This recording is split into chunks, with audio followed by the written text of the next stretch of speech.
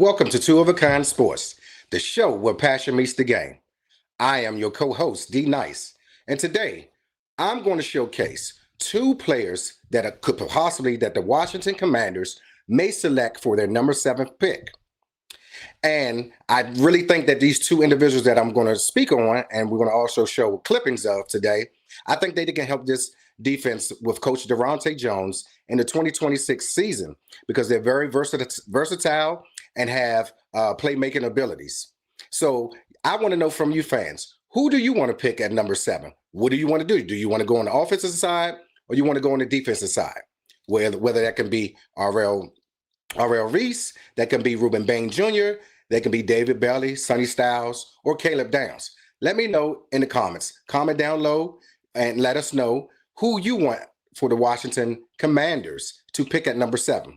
But the first person that I'm going to showcase that we're going to show is actually David Bailey.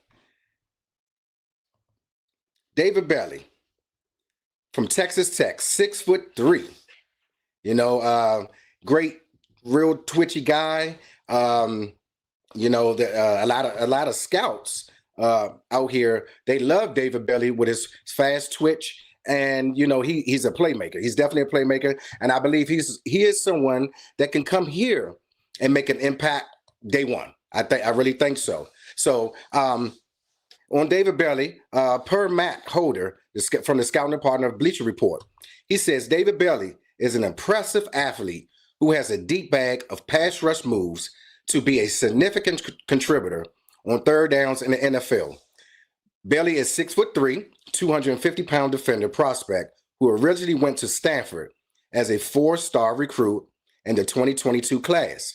He was an immediate starter for the Cardinals, racking up 46 tackles, 8.5 tackles for loss, and 2.5 sacks as a freshman to be named true freshman All-American by 247 Sports. All right. So yeah, he has great intangibles, and some of the strengths that Matt Holder said is he's an impressive athlete who is quick twitch, as I mentioned to you fans. Very quick twitch. Someone that's very explosive that can come off the line and just cause havoc off the break because of his explosiveness of coming. So he's very twitchy and has a very smooth and easy change of direction. Skills to beat offensive linemen across the faces. Good acceleration off the line scrimmage to win around the edge with speed. Bailey uses his hands well as a pass rusher, showing quick, active hands to defeat hands and to defeat his man against the defensive tackles.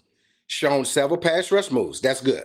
Because what we have here in this past, before, we never had anyone that really had any pass rush moves. They were either a one-trick pony, as far as just bull rush.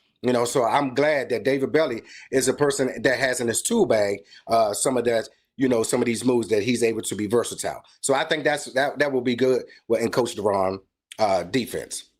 And he also goes to says that he can hand swipe, he can rip, ghost rush, include spin and he has long arms.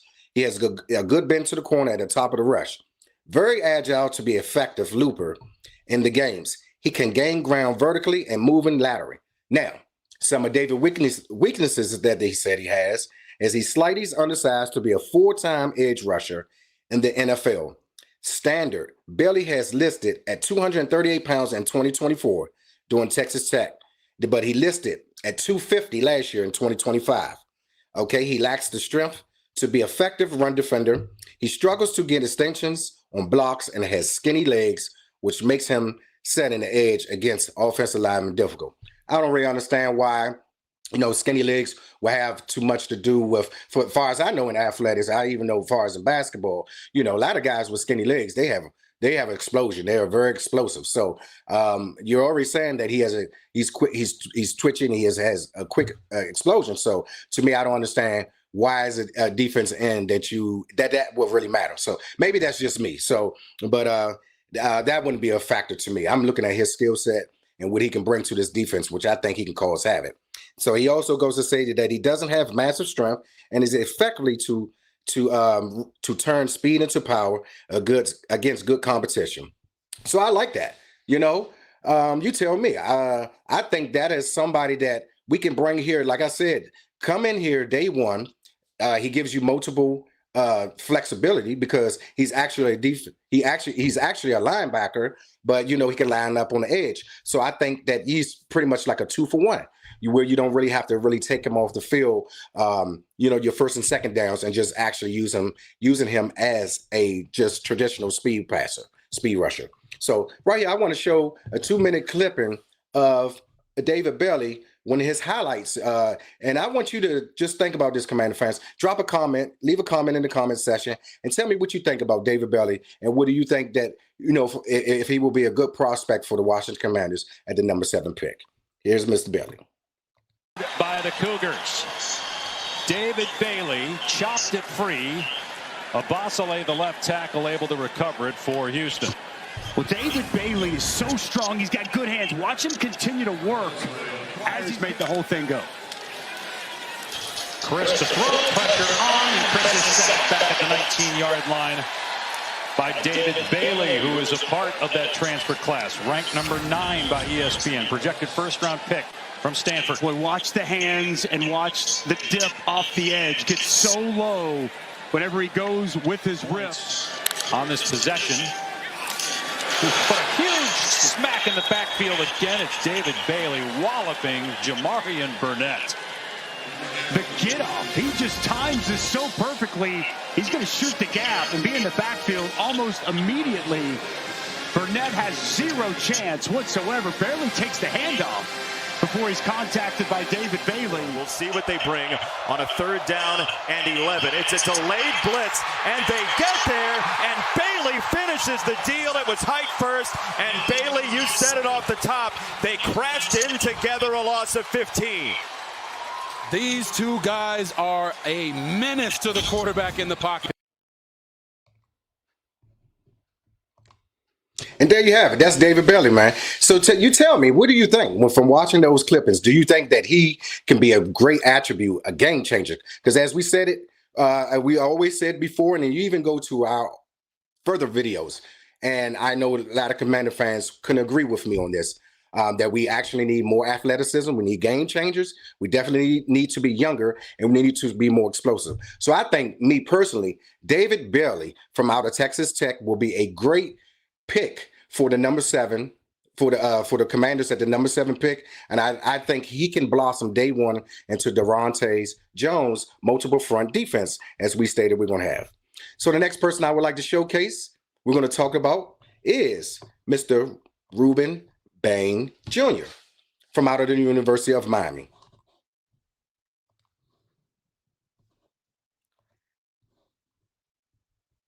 Ruben Bain Jr. Here you go. As he's listed as well, 6'3", 270 pounds.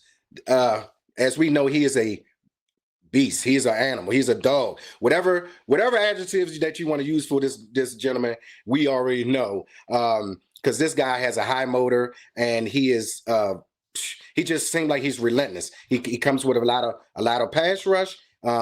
He also comes with a lot of, like, every time he has a purpose when he gets to the ball. So, I definitely think that Ruben Bain also could be a great piece into Coach Daronte Jones' defense. One, because he will set the edge, and I think you can also just be able, because of his power. That's the only thing I have the difference when it comes to me.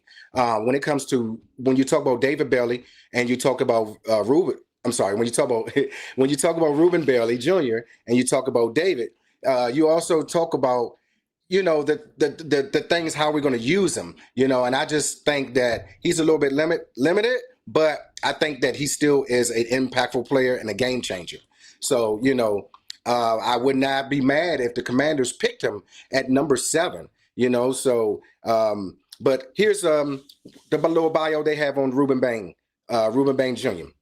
He is a highly productive, NFL-ready, 2026 defensive draft prospect with elite power, heavy hands, and 3-down versatility. Projecting as a first-round talent, his main strength as his pass rush, run-stopping ability, which I mentioned because he can set the edge, and he has a motor, while his primary weakness are a lack of ideal and length, and roughly 6'3", with 32-inch arms. So they're making a lot out of his arms, him having short arms. Last I know, I mean, I understand a lot of times the defense ends, you want them to be able to have long arms, but I feel like if he has explosiveness and he's able to get in and be impactful and be able to push that offensive tackle, into the backfield, I think he still has a chance to, to be able to swipe the arm. So that's something that they're going to always nitpick. But I think Ruben is a phenomenal player and can be very impactful in Coach Durante Jones' defense. Now, they said also his strength size. He has elite hand usage and power described as having dynamite in his hands. So he has heavy hands. So that means, with him having short hands, even when he swipes at the ball, he swipes hard and, he has, it's strong. So, some people, they may have long arms, but they're not, they don't have any force. So I like that with Bain. So Bain heavily uses violent hands to stun blockers.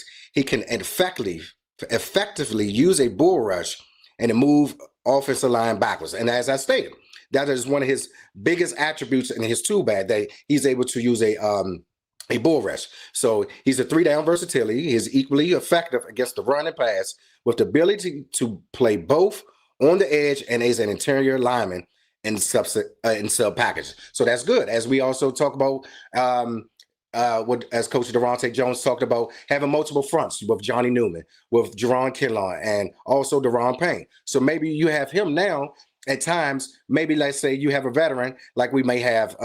We got Dorrance Armstrong coming back. Maybe we bring a Von Miller back for the right choice, right price. So you may have him on a passing situation. You can kick Ruben inside, and you can have Von on the outside, or whoever that we may pick up in free agency. So I kind of like that. That he's just not someone that's going to be stationary, just being on the outside, someone that we can also kick in and inside. So as his weakness, they say, is a lack of ideal length.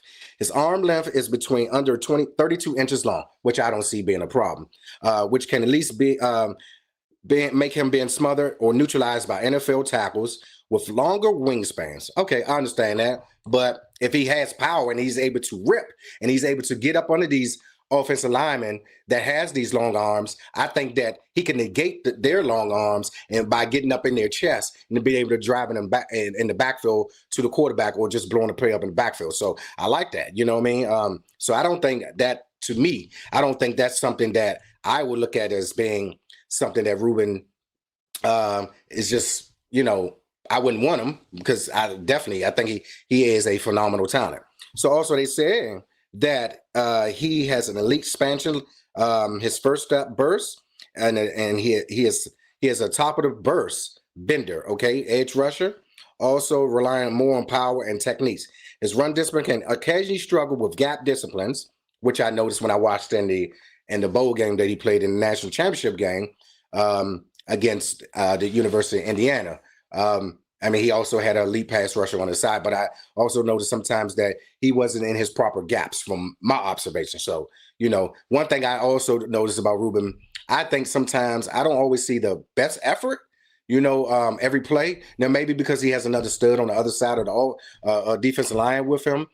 But hopefully, if he does get picked there at the number 7 pick, hopefully that our new defensive line coach, Coach Henney, can coach him up and coach him out of that. So, I still would like him here. So I'm not by no means saying that I would not want him here if he is on the board at number 7 for us. All right. So the last thing, his frame limitations. While he's strong, he has more compact build. He's very stout. So that's why I believe he has great leverage, that I believe he can get under a lot of big offensive linemen because of his stoutness. Okay. So he has a low center gravel of, he's a low center, even though he's 6'3", but because he doesn't have long arms, he's still able to utilize that power. So yeah, now that I've talked about that, his strengths and weaknesses, I'm going to put on a 2-minute video, and I want you, Commander fans, to let me know between the first video with David and now you see with Ruben. You let me know, who would you rather have at the number 7 pick, and then we're going to kind of discuss that. All right, so let's check out Ruben Bain Jr. highlights. When you chase the ball, good things happen, and that's exactly what happened for Ruben Bain. Gets tipped up in the air a couple times into the awaiting arms of the All-American defensive end. It's great hustle to get out there and try to make a play, as you can see it from the progressive pylon cam. 3rd down and 10. McLean, he is sacked, and the ball is out, and Miami, now has recovered. And it's David Chase Smith recovers the football, and it was hit by Ruben Bain Jr. The fumble recovered by Miami. First turnover for... That's Neptune, who was injured in the first quarter. They're going to lay it off to him, and here's Bain. Ruben Bain Jr., their leading tackler. A couple of sacks already, an interception, a forced fumble. But you don't want to throw it to his side. Here comes the blitz. They pick it up, and hit as he threw was Brown. It's incomplete. Hey, guess who it was? My man, Ruben Bain. A season ago, and Miami did it in the very first game of this year. Brown lost his footing there to lose a yard. Quarterback keeper, and he did not get there. This Miami defense, led by that man, Ruben Bain Jr. and company, have been fantastic again here tonight. He got speed. He's right here now. You pointed that out. They got a lot of pieces on this defensive front, different kind of guys. Lightfoot. Woo-wee. Hey, Commander fans, when you love to have that, you know what I mean? I think I get fired up when I see that. You know what I mean? I just believe he can be a very impactful player. So, I want to know what you guys think. Like I said, and I have a question. A question that I have for you guys, you Commanders fans, is what if scenario? Let's say R.L. Reese, Sonny Styles, David Bailey, Ruben Bain Jr., or Caleb Downs is not available at pick number 7. What would you do? How are you going to go? If you don't have a trade partner, what do you do? Me, I'm always going to say you pick the best available player on the board. Because when you draft, get into the habit of drafting for need, you kind of a lot of times you run into trouble. So you don't want to really necessarily draft for need. You want to, I feel like if you draft the best available player that's on the board, you will always find a place on your roster to put him because of his talent. He'll definitely make an impact. Now it's up to you as a coach to be able to put the player in the best position. And that's what I'm liking for at number 7 with David Bailey. And I'm also liking Ruben Bain Jr. I believe that these are 2 prospects that Coach Durante Jones will make an impact and put them in the best position to be successful for the 2026 Washington Commanders defense. The Commander fans, I hope that you like this video. Please do me a favor, like, subscribe, and select all and smash that bell icon. And do me a favor also, YouTube has this new thing called hype. Hit that hype button. What that does, it allows the algorithms to spread. So spread the word for Two of a Kind Sports as we're on our journey to 1,000 subscribers. Please stay tuned to my next video. I will do another showcase of 2 prospects that the Washington Commanders could possibly draft. But as I stated before, please drop a comment, any suggestions or anything that you want to talk about, who you would like for us to pick. And before I get out of here, I would like to send a shout out to my other half, my partner in crime, Denise. Hey, Denise. And also to my technical advisor, Short. But before I get out of here, like I always like to say, and I want you to tune in, drop a comment, and just continue to keep letting this channel grow. Until the next time, ladies and gentlemen, love someone, hug someone. This your boy D Nice. Peace.